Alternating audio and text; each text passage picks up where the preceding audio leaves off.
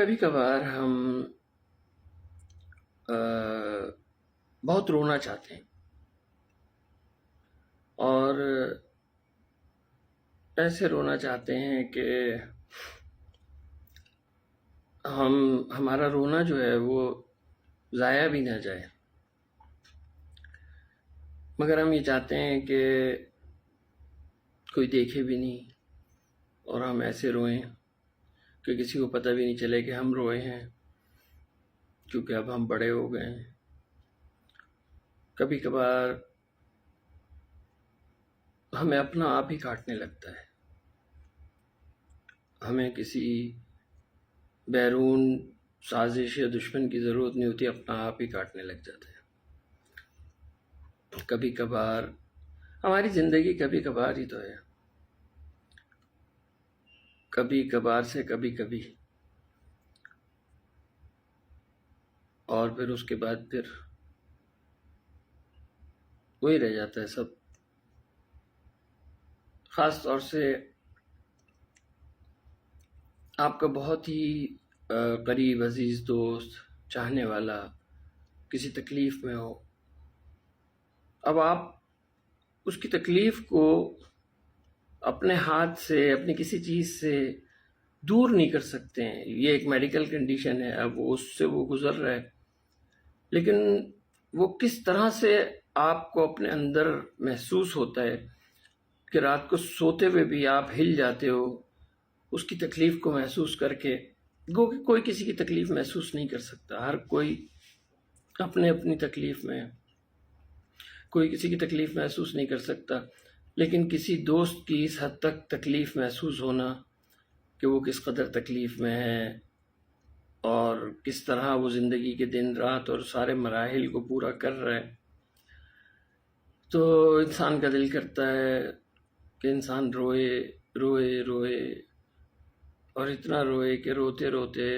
بہہ جائے، اسی آنسوؤں میں بہہ جائے اور بہہ کے کہیں چلا جائے۔ آپ کا دکھ، تکلیف، درد کسی بھی قسم کا ہو سکتا ہے آپ کی زندگی میں کوئی ایسا درد ہو کہ آپ کا بہت ہی پیارا دوست، بہت ہی اچھا دوست، جس کے بنا آپ زندگی کا ایک لمحہ بھی نہیں سوچ سکتے، وہ اچانک آپ کو چھوڑ کے چلا گیا۔ ایسا میرے ساتھ زندگی میں کئی بار ہوا۔ بہت سارے ایسے لوگ جن سے میں بے پناہ محبت کرتا ہوں، کرتا رہوں گا اور کرتا تھا، وہ مجھے چھوڑ کے چلے گئے۔ اور کبھی کبھار ہماری کنڈیشن کیسی ہوتی ہے، کبھی کبھار ہم ایسے موڈ میں ہوتے ہیں کہ ہم اور چار لوگوں سے بھی بات کرنے کے قابل ہوتے ہیں، اور کبھی کبھار ہم گھٹ جاتے ہیں اپنے آپ میں۔ کوئی چیزیں کہاں کہاں سے گھوم پھر کے آ کے، حالات، اطراف،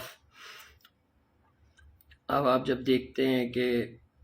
آپ کا دوست اس طرح سے اس معاملات میں ہے اور اس تکلیف سے گزر رہا ہے، تو ظاہر سی بات ہے اس کی تکلیف انسان کو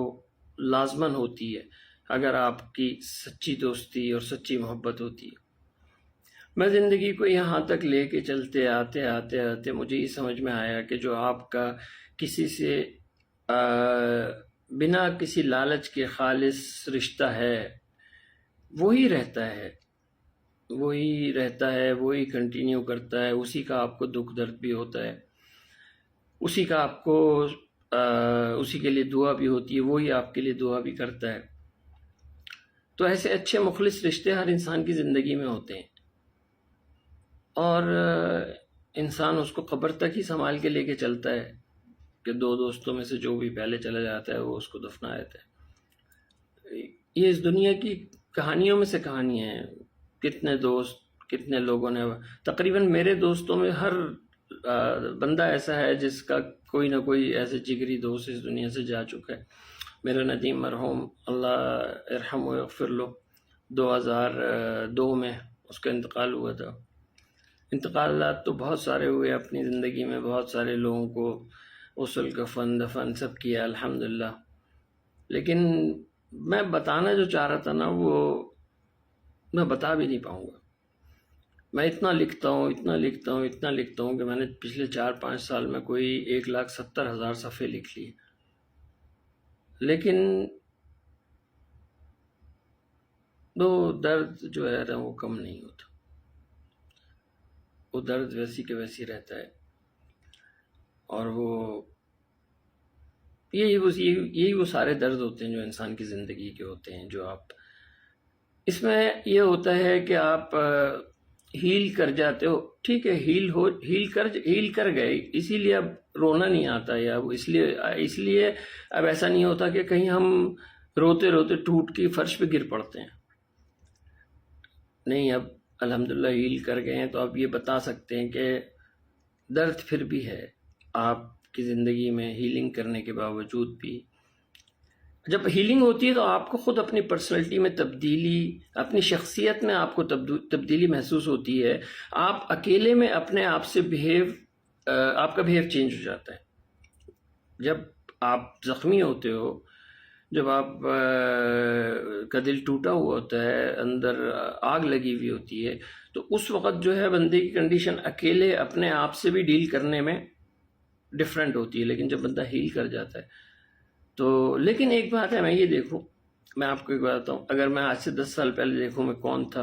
اور آج میں کون ہوں، تو میں کہتا ہوں کہ بہت اچھا ہوا کہ میں ٹوٹا، اور ٹوٹ کے اس کے بعد دوبارہ میں نے ہیلنگ کی اور میں ادھر تک پہنچا، اور مجھے زندگی کا سمجھ میں آیا، اور مجھے یہ سمجھ میں آیا کہ الحمدللہ اللہ تعالیٰ ہمارے لیے جو بھی کرتے ہیں بہتر کرتے ہیں۔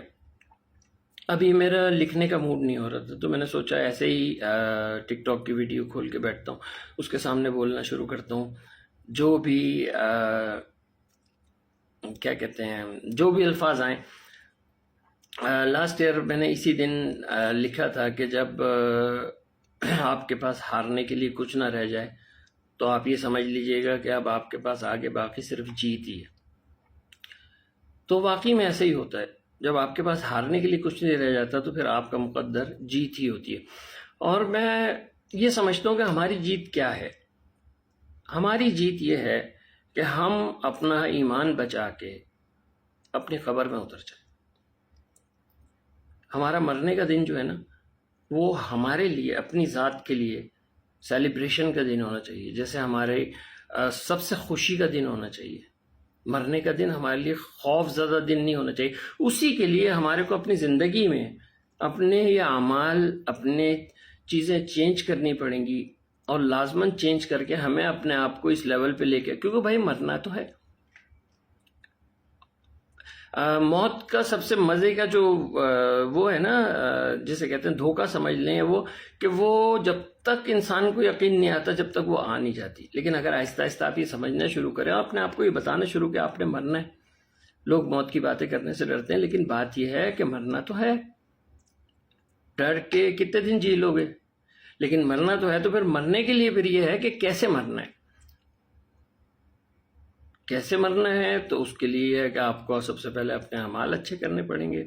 سب سے پہلے آپ کو اپنے معاملات اچھے کرنے پڑیں گے، لوگوں سے، پرانے لوگوں سے معافی مانگنی پڑیں گی، اللہ سے معافی مانگنی پڑے گی، اپنے آپ سے معافی مانگنی پڑے گی، نمازیں پڑھنی پڑیں گی، آپ کو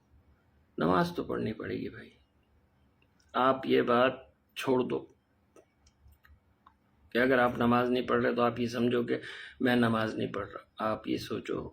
کہ اللہ سبحانہ و تعالیٰ آپ سے اتنے ناراض ہیں کہ وہ آپ کو اپنے سامنے کھڑا نہیں ہونے دے رہے۔ لیکن اگر آپ نماز پڑھ رہے ہو 5 وقت کی، اور تمام لوگوں سے معاملات اچھے کر رہے ہو، آپ نماز پڑھنا شروع کرو، آپ کے اندر جو غصہ ہے نا، جو ایک دم سے آپ کسی کو بھی غصے میں کہیں سگنل پہ بھی چھٹ گالی دے دیتے ہو، یہ بھی آپ کے اندر سے، کیونکہ آپ یہ سوچو گے یار میں 5 وقت کا نمازی ہوں، مجھے کیا اچھا لگے گا میں اپنی زبان سے گالی دوں،